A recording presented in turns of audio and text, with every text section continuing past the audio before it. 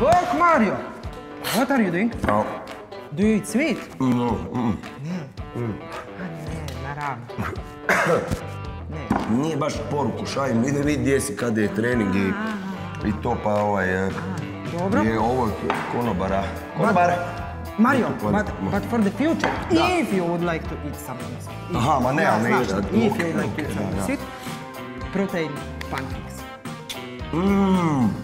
Pa to sam čitao o tom nešto, da. A what you have here? To su mi peruti iz nosa. Da.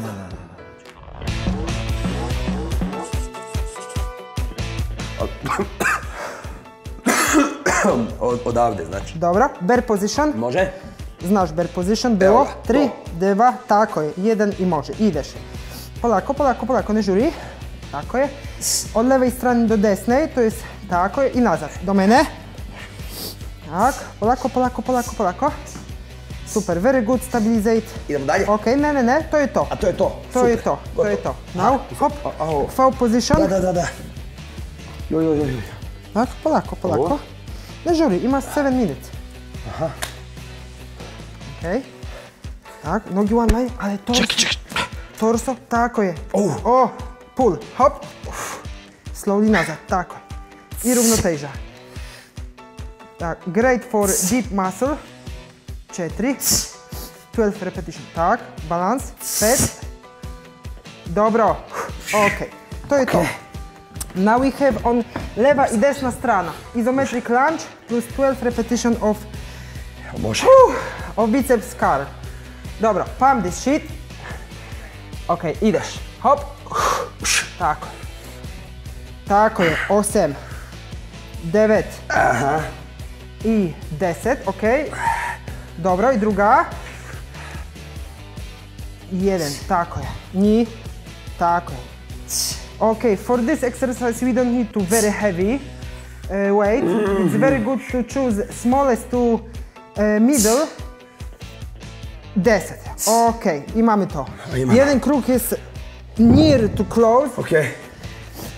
Near to finish, sorry. Because we have još one.